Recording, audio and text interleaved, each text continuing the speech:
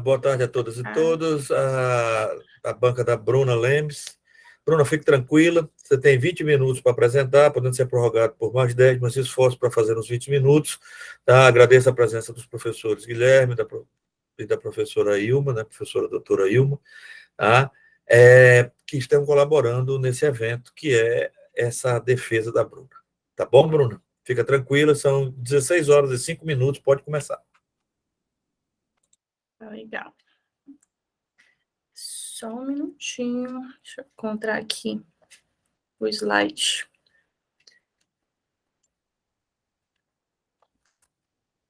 Boa tarde aos ilustres membros da banca avaliadora.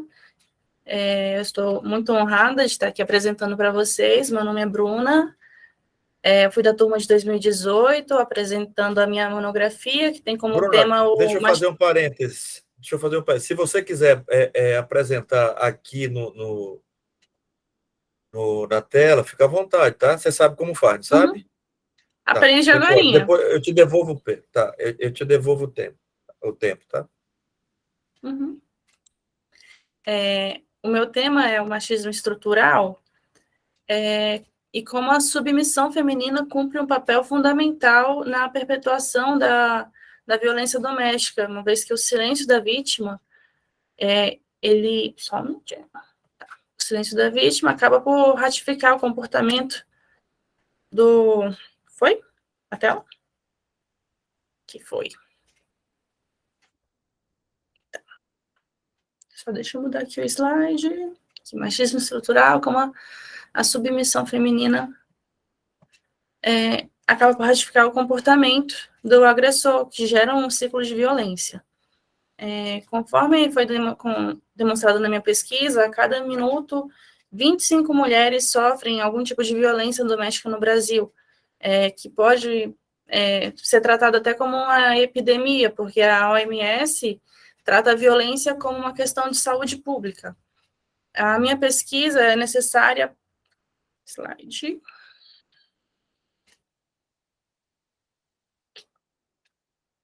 A minha pesquisa... Ih, peraí. Tá indo? Tá. A minha pesquisa é necessária para tentar entender como que a construção da nossa sociedade, que tem um modelo patriarcal, né, acabou por enraizar em alguns costumes e atitudes e pensamentos machistas que tanto homens quanto mulheres hoje têm, e que acabam por ratificar esses comportamentos violentos contra a mulher. A gente tem relatos desde os primórdios da nossa da sociedade, vou falar da ocidental porque eu não tenho muito estudo sobre a oriental, da sociedade ocidental. Na Grécia Antiga, por exemplo, a mulher era tida como um ser inferior, era tratada como um bem apenas para a procriação, tanto que o homem era quem detinha a inteligência, a força e até a possibilidade de amor, que dizia-se que o amor era entre homens, não entre mulheres, que a mulher seria apenas um bem do homem. Isso também veio na sociedade cristã. Com o advento do cristianismo, manteve-se essa ideia de que a mulher ela devia possuir suas virtudes, tinha que ser casta, bela, obediente e submissa. Isso tudo acabou por gerar essa ideia de submissão na nossa sociedade, que perpetra-se até hoje.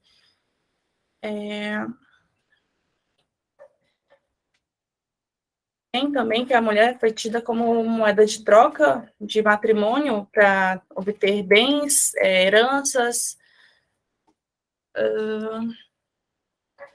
E, assim, isso tudo é para falar que foi feita uma construção histórica de subjugação e objetificação da mulher, que tornou e torna ainda um ambiente propício para que nós soframos violência de gênero todos os dias. De forma que, assim, nem mesmo sendo criadas hoje, foram criadas, né, mecanismos e ações afirmativas para tentar mitigar questões, como foi feita com a Lei da Maria da Penha, e ainda assim, mesmo com a existência dessas questões, existe ainda um grande número de baixa denúncia ou que não é totalmente efetivo como poderia ser. Cadê o slide?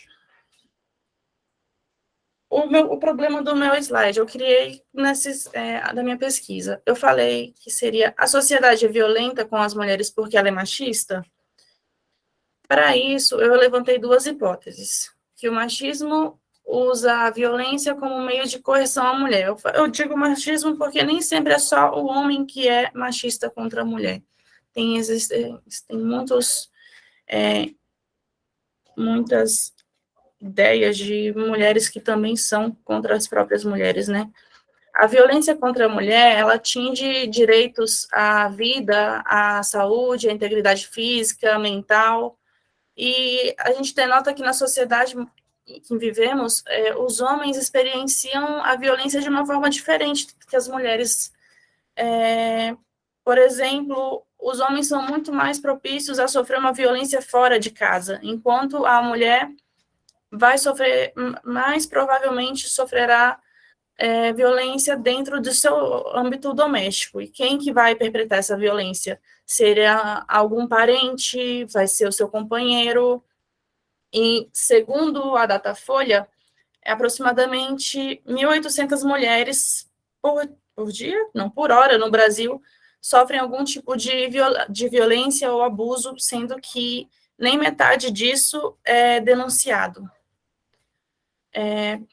Por motivos que podem variar, de a vítima sequer conhece que está sofrendo alguma violência, ou ela tem pouca idade, ou baixa escolaridade, tem medo do agressor, ou tem alguma dependência financeira, dependência afetiva, por muitas vezes não vai querer denunciar esse agressor.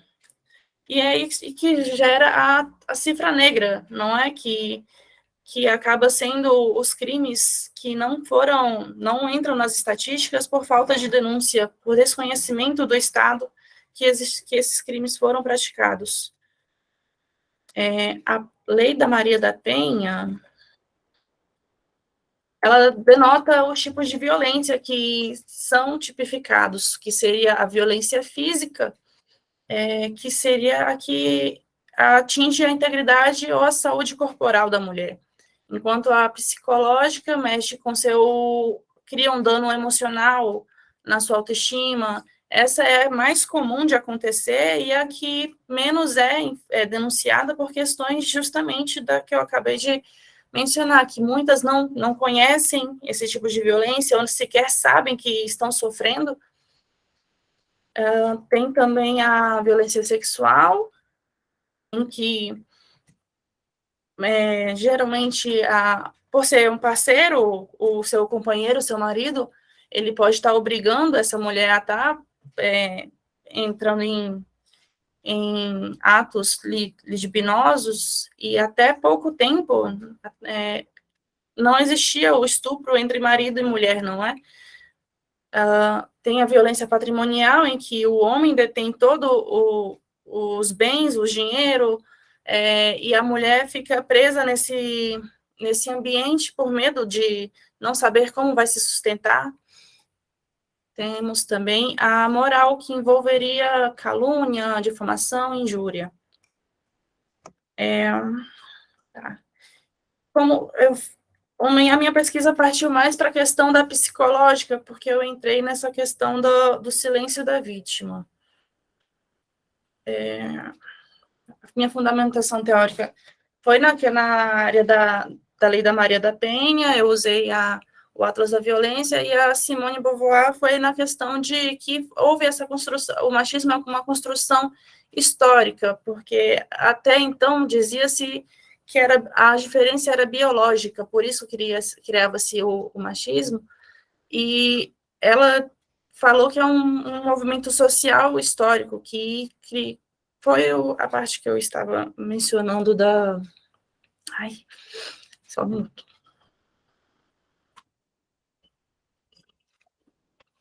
Foi uma construção social de inferiorização da mulher, em que houve essa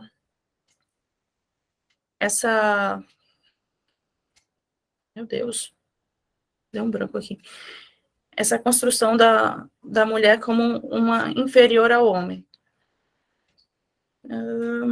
Ainda tem mais para falar, só deixa eu achar aqui.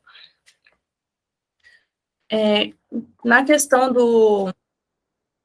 da violência psicológica, eu botei que muitas vezes a mulher pode chegar a sofrer, criar dependências e síndromes que a impediriam de estar denunciando o seu agressor. Algumas, por exemplo, foram tido até como a síndrome do Stockholm, em que houve aquela... em que cria-se essa confiança, a mulher não quer que o homem, mesmo tendo agredido, mesmo que a tenha agredido, que ele pague por um crime que ela acredita não ser de grande potencial ofensivo, por exemplo. Ela não quer que ele fique mal com isso, mesmo que isso envolva ela ficar numa situação pior. Existe também a possibilidade da mulher desenvolver a síndrome de Oslo, que a vítima de agressão acredita que ela é responsável, de alguma forma, pelo que está acontecendo com ela. Isso é muito fruto do machismo também, em que a gente percebe muito em cidades pequenas, ou a pessoa acredita que recebeu essa agressão por merecer, porque estava usando uma roupa diferente, uma roupa mais curta, ou que estava olhando para um lugar que não devia, ou cobrou demais o seu parceiro e ele não gostou. Isso acontece demais.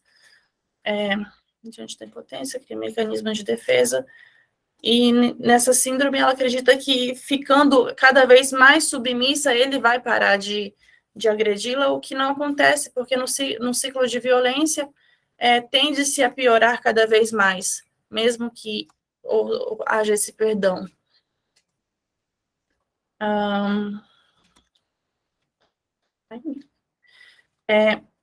Outro ponto que eu entrei na minha pesquisa também é sobre a mitigação do machismo com o tempo, né? Porque tudo que eu falei era da questão do machismo como não havendo políticas públicas. Hoje a gente tem políticas públicas, tem a Lei da Maria da Penha, e como que isso tem funcionado ou não para a melhora dessa questão.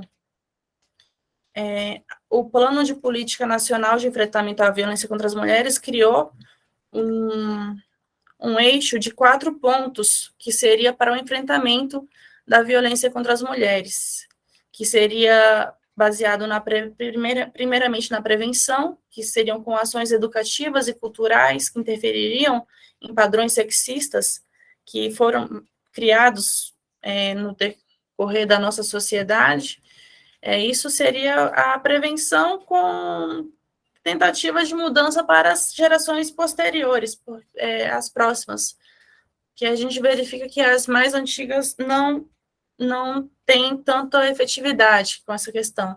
Temos também a assistência, que é o fortalecimento de uma rede de atendimento e capacitação de agentes públicos para realizar o assistencialismo a mulheres que precisam, seria com casas de apoio, seria com a delegacia da mulher.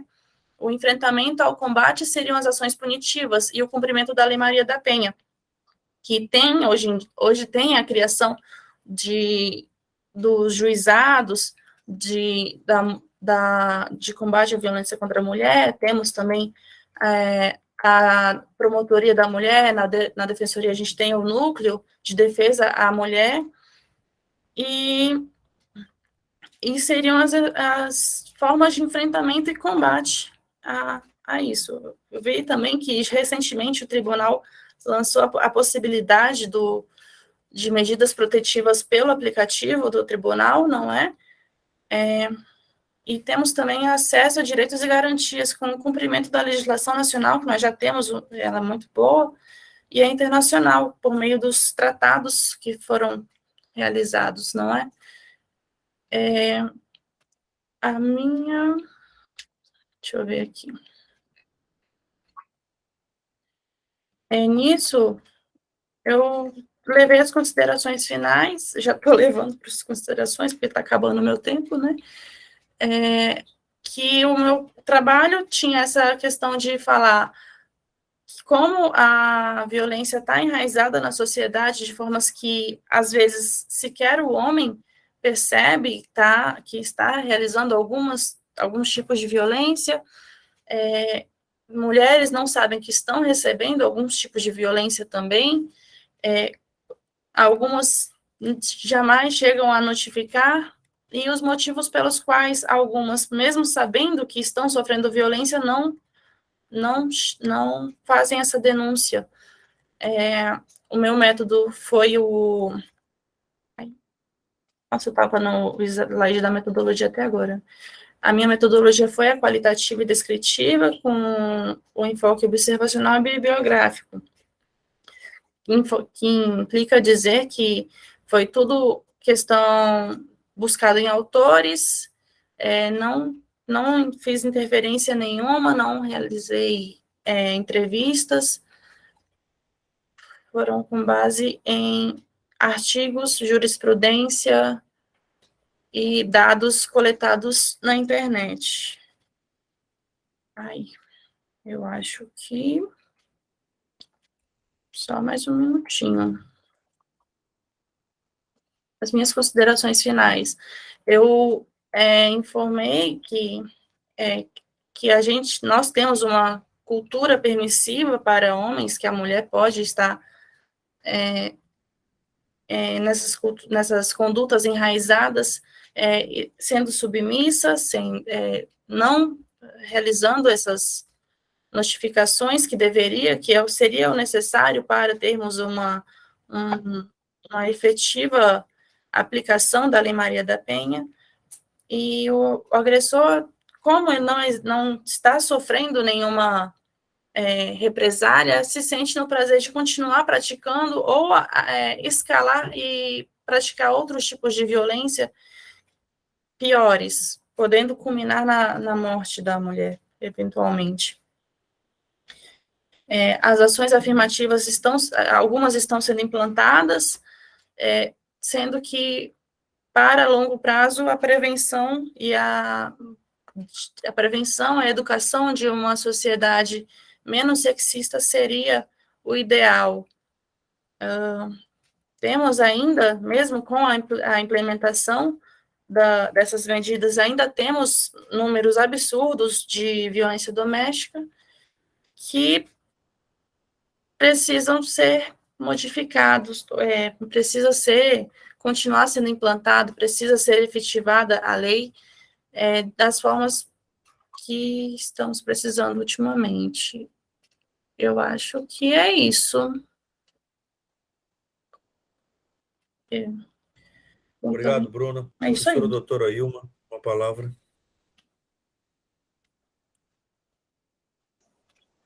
Oi, Bruna, quanta emoção, segura esse coraçãozinho. Nunca é fácil, né, Bruna? Tá no lugar de... Né? Nunca é fácil. Não. A gente sabe, nunca é fácil estar no lugar de aluna, né? Ainda que seja na conclusão de uma pós-graduação. E te digo mais, tá? Você vai chegar da minha idade e ainda vai estar com esse mesmo sentimento, porque é assim toda vez que eu me eu sou muito ansiosa. Quando eu estou sendo avaliada, né? É isso. Eu só queria te dizer que isso não diminui o esforço da tua pesquisa, tá? A gente viu claramente, né? Você está emocionada, você está sensível, tá? sabe? Claro que é o nervosismo da apresentação, mas eu queria te dizer que isso não diminui em nada o teu trabalho, a tua pesquisa, o valor do teu trabalho, não diminui em nada, tá? A gente observou aqui que teve alguma dificuldade em passar o slide, né? Mas é como o teu orientador disse no início, é opcional. Você pode passar e você pode conduzir da forma como você achar melhor. Isso também não te traz nenhum tipo de problema. Eu faço uma consideração, assim, por achar muito importante a questão do machismo, né? Discutir, né, esse machismo estrutural, ele é sempre muito importante, porque ele existe. E, infelizmente, ele existe e está presente em vários espaços, né? Seja no espaço doméstico, seja no espaço do trabalho, seja no espaço do estudo, ele existe. Eu dizia há pouco, numa outra banca, né, também de uma orientadora do Dr. Arlen, que ser mulher em 2022 não é algo fácil. Né? Então, a relevância do teu trabalho é discutir essas políticas, sim, a relevância do teu trabalho está para trazer, né, cada vez mais forte a convicção de que isso precisa ser transformado num contexto social. É engraçado, né, que você fundamenta um pouco a partir, né, da Simone de Beauvoir, e ela é uma demonstração muito forte do que é ser mulher e do que você precisa, muitas vezes,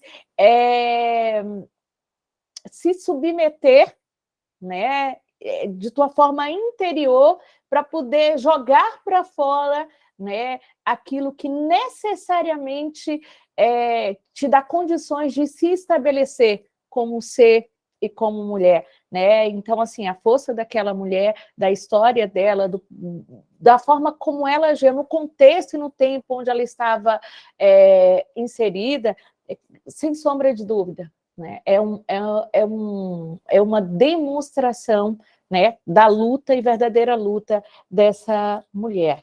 E falar de virtudes, sempre as cobranças, né, sempre maiores para as mulheres, né? E que virtudes são essas? Que valores são esses que são defendidos nessa sociedade? Eles, de fato, pertencem às mulheres quanto classe ou à sociedade como um todo? Né? Que diferença é essa que se aponta tanto até o momento atual? Então, há muito para se lutar, há muito para se discutir, há muito para se fazer. Tá? Eu fiquei, assim, só uma observação sobre a questão da metodologia, porque você colocou lá uma parte da questão da metodologia observacional. Como esse trabalho ele vai ficar disponível aqui na biblioteca, é bom você fazer um link, né, nessa questão metodológica, porque você adotou isso também como método, trazendo isso no contexto transversal da pesquisa. Tá? Só salientar isso na pesquisa para ficar claro, para quem possa ler o seu trabalho, entender por que você disse que utilizou-se desse método. No mais, eu parabenizo pelo esforço, né, pela força de vontade de estar aqui, de cumprir essa etapa, né? Parabenizo o seu orientador por ter te apoiado e conduzido até aqui. Ele é uma daquelas pessoas que reflete o tempo todo sobre essas políticas e discute essas políticas de uma forma muito forte, e eu tenho certeza que foi uma contribuição muito grande para o desenvolvimento da tua pesquisa. Então, parabéns para você, parabéns para o seu orientador, e aproveito também para já agradecer pelo convite para participar desta banca, tá? Tem muita coisa para se pensar, para discutir, para se fazer, para se escrever e para se propor, né? Por isso que essa pesquisa é uma pesquisa básica, que de verdade vai provocar, né, reflexões. Parabéns, Bruna. Obrigada, doutora. Muito obrigado, professora doutora Ilma, professor Guilherme. Boa tarde, doutora Ilma, doutor Arlen, uma honra compor a banca com nossos doutores, né, da Emeron, pratas da casa. Bruna, vou antecipar já parabenizando pelo trabalho. Vi que apesar de um breve nervosismo, você foi fidedigno ao seu trabalho. iniciando desde o nomadismo, da força física, enfim, toda a contextualização filosófica, histórica do papel da mulher. E que, infelizmente, esse trabalho ganha relevância. Atrevo-me a dizer que um balão de ensaio para o DH Jus, porque nós precisamos, como você, nas suas considerações finais, apontou, a dificuldade de mudar a sociedade, né, os mais antigos, como se disse, é difícil essa afetividade, então a gente tem que trabalhar na formação, na educação e curar também o agressor, né, porque só o aspecto punitivo a gente sabe que não resolve, cumpriu a pena, como o doutor Arlen sempre diz em sala de aula, o doutor Sérgio, né, o reeducando, ele retorna o convívio, e aí, como ele vai retornar? Como que é esse sistema? Então, e algumas observaçõezinhas que foram observadas, mas a gente passa depois, que é mais questão mesmo de técnico, parágrafo, coisa que a gente nem não convém trabalhar agora. E são essas minhas considerações ao seu trabalho, já antecipo, né? Os parabéns à sua obra. Muito obrigado, Obrigada. professor Guilherme. Eu quero mostrar uma coisa para vocês aqui, é só coincidência, juro mesmo. Vocês conseguem ler? Sobe mais. E agora? Ela ali.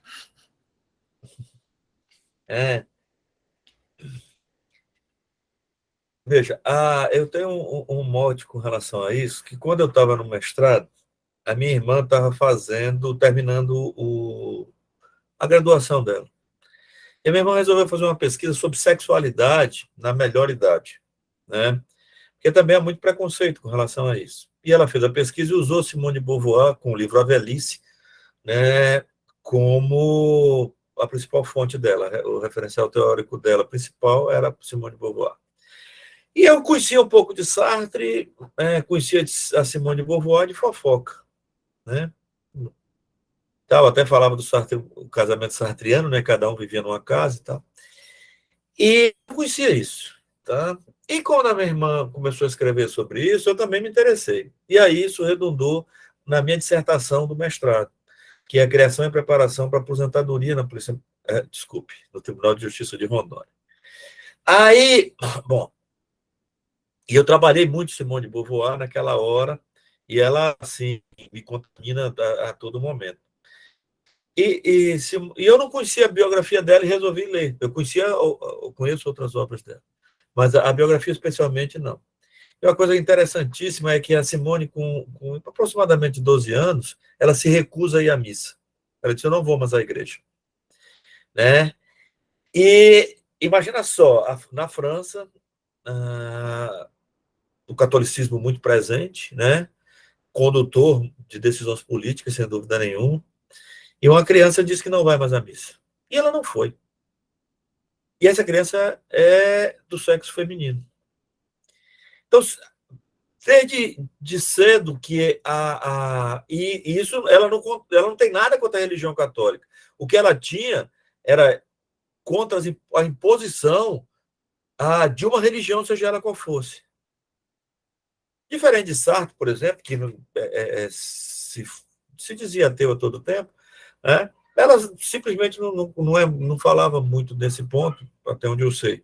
Mas a importância é você entender que ela começa a se colocar enquanto pessoa. E o que você traz para a gente é uma discussão cultural. A gente saiu de uma banca muito próxima da tua, né? Discutindo o encarceramento da mulher. Né? Agora a gente vai discutir esse machismo estrutural. Porque isso é cultura. Essa é uma realidade que ela só consegue ser modificada a partir do instante que a gente discute. Porque enquanto eu ficar... digo, não tenho nada contra LGBTQI+. Nada, zero. Não tenho nada contra o comportamento das mulheres que colocam o seio de fora como forma de protesto. Zero. Mas eu tenho o pior sentimento que pode ter na sociedade, em qualquer tipo de relação, que é a indiferença. Ele é pior do que o ódio. Porque na indiferença, eu não me comprometo com nada. Ou seja, eu não consigo dar nada.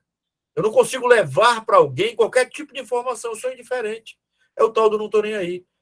Então, E eu não estou nem aí por hora, desde que isso não aconteça dentro da minha casa, ou então com pessoas que estão comigo. E aí eu passo a estar, porque eu começo a fazer um monte de crítica sem me colocar no lugar do outro. A mim falta alteridade. E o machismo estrutural é a falta de alteridade. É isso. Quando você traz na tua pesquisa, né, e aí uma fala muito legal isso, esse aspecto observacional, que ele atravessa a tua pesquisa. É por isso que ele é transversal. Você está observando como as pessoas se comportam. E esse comportamento ele está em todos os lugares. A gente, e eu vou falar, por exemplo, do lugar que eu trabalho, que é o Tribunal de Justiça. A gente tem feito um trabalho muito grande, estamos trabalhando em diversidade, estamos trabalhando muita coisa, mas o cuidado nas relações, ele é diário. Se você não tem esse cuidado toda hora, daqui a pouco eu estou com frases machistas, eu estou com frases de opressão, porque eu trabalho, e isso nós fomos conduzidos a isso, nós trabalhamos com números, Bruno. Lá na Defensoria você deve ter visto isso, ou está vendo isso toda hora. Né? É um defensor para 100 processos, para 200 processos, para 1.000 processos, para 5.000 processos. E ele tem que dar conta daquilo. E aquilo escapa das pessoas e passa a ser números. Isso é a coisa mais nociva que a gente pode ter. Porque cada processo tem uma dor, ou várias dores. E eu desprezo isso. Eu desprezo, por exemplo, uma simples indenização, porque o João colidiu com o carro da Maria. Só que a dor do João para comprar aquele carro foi imensa. E aí a Maria se nega, por exemplo, a pagar o carro quando ela foi responsável pelo acidente. Ou vice-versa. Então, essas dores estão dentro do processo. Isso é uma carga muito grande que nós temos. E aí, quando eu não olho para as pessoas, eu só olho para os números, eu fico indiferente. E a preocupação dessas relações é assim: eu sou casado com alguém, né? A gente tem uma rotina.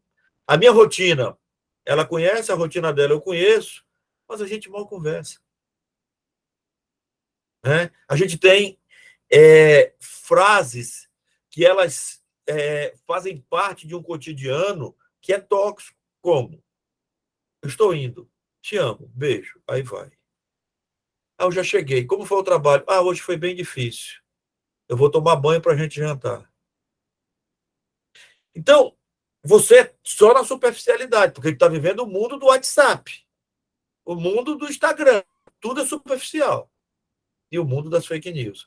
Então, você é indiferente a, por exemplo, essas dores. E isso faz parte do machismo estrutural. Porque a mulher não consegue se empoderar quando o homem não está ao alcance dela. Isso é bem fácil. Você imagina quanto... na administração pública a gente discute muito isso, mas você imagina assim: quanto ganha uma advogada e um advogado? Quanto ganha uma presidente de uma empresa e um presidente de uma empresa similar, ou da mesma empresa, se ele for substituído? Isso tudo faz parte do machismo estrutural. Então, quando você traz essa discussão, eu acho muito legal. Agora, no âmbito da pesquisa, o que a gente tem numa pós-graduação ainda é uma coisa que você aprenda a pesquisar. Né? Mesmo no doutorado, né, a gente sofre muito. Aí uma falou isso para você. Há muito sofrimento para expressar o que eu quero. Às vezes eu sei o que eu quero, mas não consigo botar no papel. Isso, de alguma forma, me traz angústia. Pô, eu escrevi isso. Pra vocês terem uma ideia, a gente faz 4 anos agora que eu apresentei minha tese. Eu nunca li minha tese. Eu sempre acho que ela não está boa.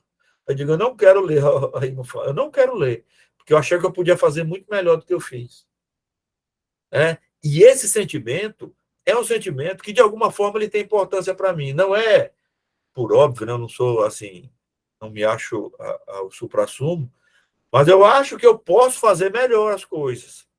Então, veja, mas eu tinha tempo para fazer, eu tinha, né, obrigações a cumprir, etc, etc. Mas eu estou querendo justificar uma coisa que eu não sei se eu devo ou não justificar. Eu só sei dizer assim, que eu posso fazer melhor. E é isso que você pode ter esse sentimento do seu trabalho. Mas agora, na pós-graduação, é saber se você sabe pesquisar e se esse assunto interessa. Porque quando chegar lá no doutorado, né? Aí no doutorado alguém vai te perguntar na qualificação, você acha que tem uma tese aí? Aí você vai ter que responder para ele. Tá? Aqui eu não vou te perguntar, ninguém vai te perguntar isso, nem te perguntou. Eu só quero saber o seguinte: esse assunto é legal, você soube pesquisar o assunto, e na minha ótica, eu não dou nota para você, porque eu sou seu orientador. Mas na minha ótica, você sai num caminho muito bom. Precisa fazer algumas coisas? Lógico que precisamos, né? Mas o caminho foi legal. E eu acho que é uma construção importante. Bom, a gente vai parar um pouquinho, você vai ficar aí quietinha, e eu, a professora aí, o professor Guilherme, vamos falar sobre a sua avaliação. Eu vou ligar para vocês, tá? Só um minutinho.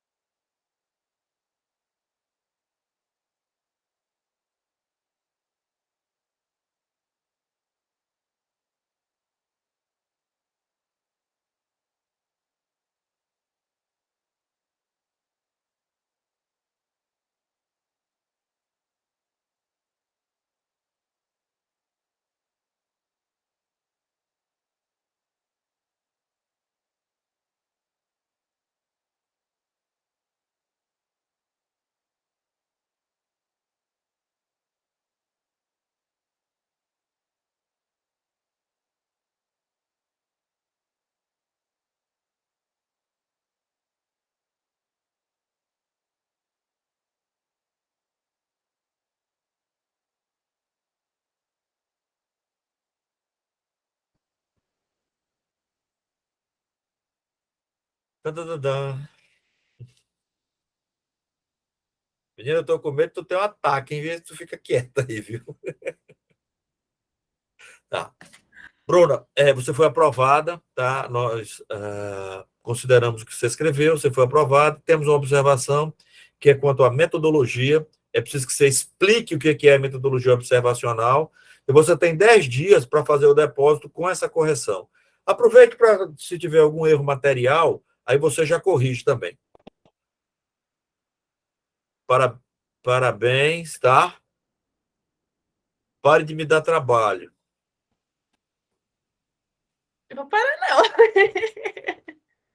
Tá, mas Bruna, continue dando trabalho, tá? A gente quer que você dê muito trabalho, produza muitos mais trabalhos assim e vai evoluindo cada vez mais no mestrado e no doutorado, que logo o doutor Arley vai fazer de tudo para que ele chegue aqui para a gente. Assim, eu não posso parar, não. Até hoje eu não esqueço que ele falou no primeiro dia de aula da Emeron. Você lembra, doutor? Lógico que não. Pois eu lembro. Todo mundo lá se apresentando, falando que queria concurso. Os professores resolveram fazer o mesmo. Aí ele... Não, eu não quero nada, não. Só quero destruir a vida daquela ali, ó. Foi só uma gracinha. Ó, parabéns, tá? Foi muito bom mesmo. E a gente tem como aprofundar isso mais na frente no mestrado e no doutorado, tá? É uma matéria importante, precisa ser discutida, precisa ser muito discutida, na verdade, que é somente levando esse naipe de conhecimento que a gente vai conseguir mitigar essa violência maluca contra a mulher, tá bom? Um abração, temos outra agora, né, Ilma? Perfeito. Muito obrigado, professora doutora Ilma, professor Guilherme. Forte abraço, fiquem na paz. Parabéns, Bruna, parabéns, professor Arley. Obrigado, parabéns, Sucesso, Bruna. Muito obrigada a todos. Tudo de bom. Boa sorte com a próxima. Tchau, tchau.